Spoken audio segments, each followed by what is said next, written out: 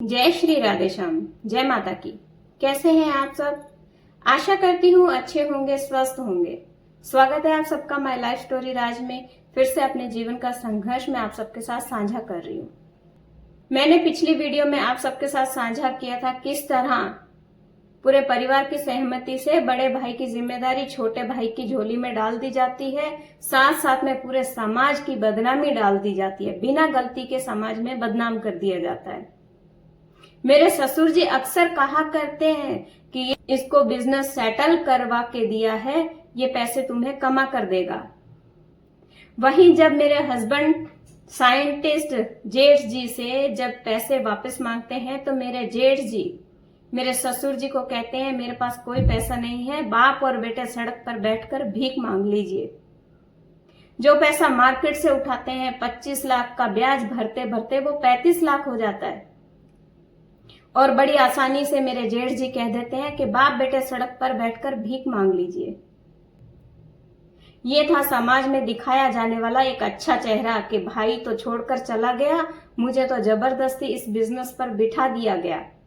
अंदर की सच्चाई बाहर के लोगों को नहीं पता, परिवार को पता थी पर परिवार ने सच्चाई दबा दी। एक इंसान बदमाश होता है तो उसके डर के कारण पूरा परिवार डरता है और समाज में सच्चाई दबाकर झूठ पेश कर दिया जाता है, जिसके कारण मेरे और मेरे पति के जीवन में सिर्फ बदनामी और झोली में अपमान के अलावा कुछ नहीं आया। मेरे ससुर जी के देहांत के बाद हस्बैंड बीमार होते हैं, फिर से उन भाइयों का वो रूप दिखाई देता है। अब एक और चैलेंज था मेरे और मेरे हस्बैंड के सामने। हमारे जीवन का संघर्ष चल रहा था, उसमें भागीदार मैं और मेरे हस्बैंड नहीं थे। मेरी गोद में एक 8 साल का बच्चा था, वो भी उसका भागीदार था। उसका कसूर कुछ नहीं था। उसके साथ साथ हमारे जीवन में एक और संघर्ष आता है। मुझे पता चलता है कि मैं गर्भवती हूँ। शुरुआत से ही मुझे मेडिकल प्रॉब्लम होने लगती है। पूरी तरह से डॉक्टर मुझे बेड रेस्ट बता देता है। उठ पाना भी बिस्तर से मेरे लिए मुश्किल हो जाता है। बच्चे के संसार में आने से पहले हजारों समस्याएं थी मेरे साथ। पहले मेरे पति बीमार थे, अब मैं बीमार थी।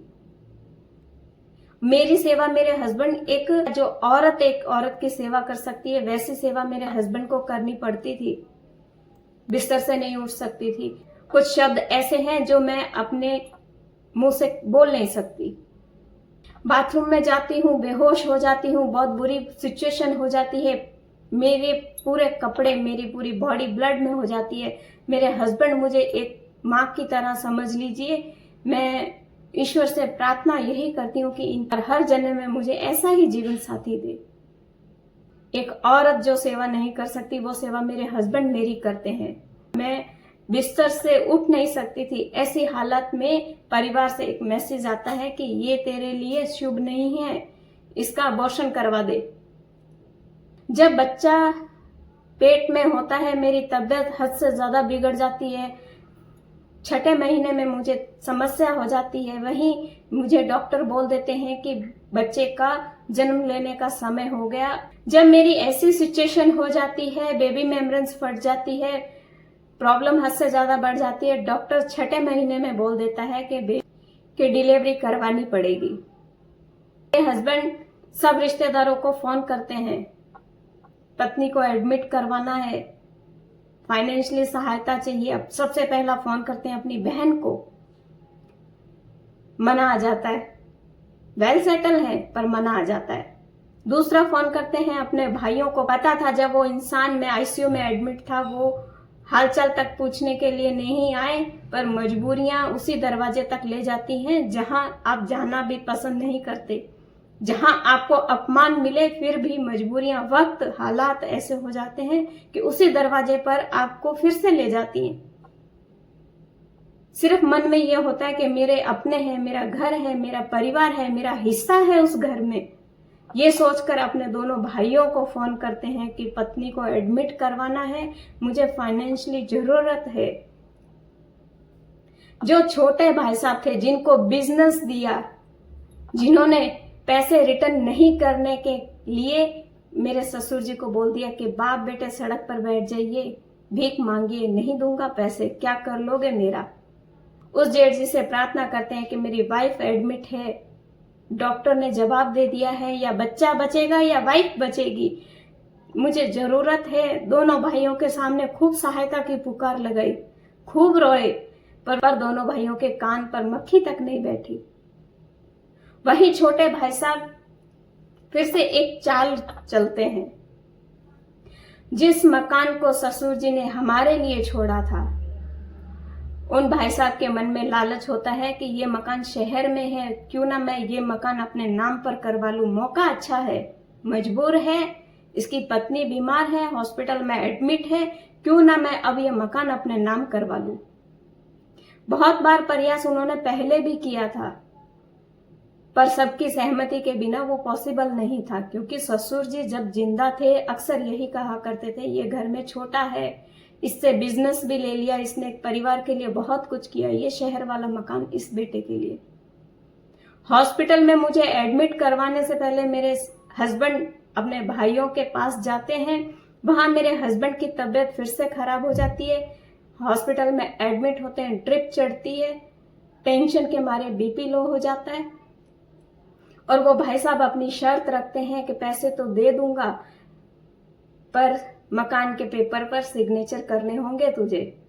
मेरे हस्बैंड मजबूर इतने हो जाते हैं कि उनको लगता है कि बच्चा और माँ दोनों को बचाना जरूरी है, तो वो सिग्नेचर करने के लिए तैयार हो जाते हैं कि मकान ले लीजिए, कम से कम 2 जान बच जाएगी। डॉक्टर का ट्रीटमेंट करवाने के लिए हमारे पास पैसा नहीं होता, तो मेरे हस्बैंड बोल देते हैं कि ठीक है, आप मकान पर सिग्नेचर करवा लीजिए कागज पर, और मेरी पत्नी का और बच्चे का इलाज हो सके, कम से कम इतनी मुझे सहायता कर दीजिए। 60-70 लाख का मकान था, उन्होंने बोल दिया कि मैं 1,80,000 दूंगा, यदि इसमें तू साइन करता है तो तेरी मर्जी, वरना यहां से जा सकता है। हस्बैंड मजबूर थे मेरे, उन्होंने बोला कि ठीक है, कम से कम मैं वाइफ को एडमिट तो करवा दूं। 1,80,000 का कमिटमेंट होता है। हस्बैंड को ड्रिप चढ़ती है, हाथ में ड्रिप लगी होती है, पटवारी के पास जाते हैं, वहां पटवारी और जो भी पुलिस कर्मचारी होते हैं हालात देखते हैं हस्बैंड के, उनको लगता है कि शायद इस इंसान को मजबूरी में सिग्नेचर करवाया जा रहा है। वही कुछ कर्मचारी हस्बैंड को साइड में लेकर जाते हैं और पूछते हैं, किसी दबाव में तो नहीं कर रहे हो सिग्नेचर? पर पत्नी और बच्चे को बचाने की मन में एक ऐसी चिंता होती है, उन भाइयों की बात को मेरे हस्बैंड दबा देते हैं और बोलते हैं कि नहीं, मैं किसी दबाव में नहीं, अपनी इच्छा से, अपनी सहमति से मैं मकान इनके नाम कर रहा हूं। जैसे ही मकान के पेपर पर साइन हो जाते हैं, वो भाई साहब सिर्फ 80,000 रुपए देते हैं और धक्के मारकर घर से फिर से निकाल देते हैं। बात हुई थी 1,80,000 की, सिर्फ 80,000 देते हैं और धक्के मारकर घर से निकाल देते हैं। डिलीवरी हो जाती है, प्री मैच्योर डिलीवरी होती है, मेरे पास पैसा नहीं होता, फिर से मुझे मेरा भाई आता है, लेकर जाता है, मेरे मायके में मेरा इलाज होता है। डॉक्टर बोल दिया करते हैं माँ और बच्चे में से एक बचेगा, हस्बैंड घबरा जाते हैं, पर मेरे मायके वाले मेरा ट्रीटमेंट करवाते हैं। वहीं जब बच्चा दुनिया में आ जाता है, फिर भी डॉक्टर यही बोलता है, हम बच्चे के लिए कुछ नहीं कह सकते, बच्चा बचेगा या नहीं बचेगा। मेरे हस्बैंड की इतनी हिम्मत नहीं हो पाती कि वो प्री मैच्योर बच्चे को देख पाए। सिर्फ 740 ग्राम उसका वजन था, पर मुझे मेरे इष्ट पर, मुझे मेरे भगवान पर इतना भरोसा था कि अजमाता तो इंसान है, ईश्वर तो साथ देता है। उस परमात्मा को याद करती रही कि मैं जानती हूं कि कुछ नहीं होगा मेरे परिवार को, सिर्फ उसके भरोसे मेरा परिवार फिर से एक बुरे दौर से निकलने का प्रयास करता है। बड़े भाई साहब को फोन करते हैं कि भाई साहब प्री मैच्योर बच्चा हुआ है, आपने सहायता नहीं की तो कम से कम इतना तो पूछ लेते, बच्चा कैसा है। कसूर मेरा होगा, मैंने गलती की होगी, बच्चों ने तो नहीं की। तो बड़े भाई साहब, आज तो मन ऐसा करता है कि उनका नाम बता दूं, पर अभी भी मेरे मर्यादा की बेड़ियां ऐसी हैं कि मैं किस ससुर की पुत्र वधू हूं और किस पिता की बेटी हूं, सिर्फ इसीलिए उन भाइयों का नाम नहीं बता रही हूं। बड़े भाई साहब कहते हैं कि संसार में बहुत से बच्चे 7वें महीने में होते हैं, मैं किस किस की चिंता करूं। मैंने ठेका ले रखा है क्या तुम्हारे परिवार का? इतना बोलते हैं, फोन काट देते हैं। हस्बैंड के पास रोने के अलावा कोई रास्ता नहीं बचता। खूब रोते हैं, मनोबल कैसे ना टूटे। कैसे जब अपने ही इस तरह करने लगे तो कैसे इंसान कोई हिम्मत रख सकता है? आईसीयू में एडमिट थे तो उन्होंने फोन नहीं उठाया। इस बार उन्होंने बोल दिया मैं किस किस की चिंता करूं, संसार में बहुत से बच्चे होते हैं प्रीमेच्योर। मेरे बच्चे का टोटल ट्रीटमेंट मेरे पेरेंट्स ने करवाया। कोलंबिया एशिया हॉस्पिटल में आज भी मेरे नाम के साथ लिखा हुआ है, son of such and such. उस हॉस्पिटल का रिकॉर्ड था कि इतने कम वजन का बच्चा, पहला बच्चा। एक माचिस की तिल्ली होती है वैसी तो उसकी उंगलियां थी, अपने हाथ की छोटी उंगली होती है वैसे उसके थाइस थे। मेरी भाभियां खूब सेवा करती हैं, मेरे माता पिता खूब चिंता करते हैं। फिर से ससुराल की तरफ से ये सम्मान था और समाज में बड़ी आसानी से बोल दिया गया, ये तो जब देखो मायके चली जाती है। इंसान मजबूर हो जाता है। आज मैं आपको अपने बच्चे की फोटो दिखाती हूँ इस वीडियो में। इस कहानी के साथ साथ फोटो दिखाती हूँ। 2 मिनट के लिए मैं वीडियो स्टॉप कर रही हूँ, मैं दूसरा फोन लेकर आती हूँ। दिखाती हूँ मैं अब आपको ये फोटो। शायद आप देख पा रहे होंगे बच्चे के फोटो।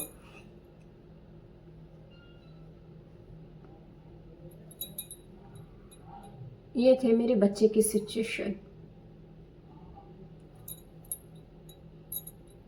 ये थी मेरे बच्चे की सिचुएशन। इस हालत में मेरे दोनों जेठ बोलते हैं, बड़े वाले जेठ जी बोलते हैं, क्या करूं, बहुत से होते हैं बच्चे सतमाए इस दुनिया में, मैं किस किस की चिंता करूं। ये था मेरे बच्चे की सिचुएशन। इस हाल में उन भाइयों ने ये नहीं पूछा कि बच्चा कैसा है। इतने निर्दयी बन सकते हो और समाज में कहते हो कि हमने इस भाई के लिए बहुत कुछ किया है।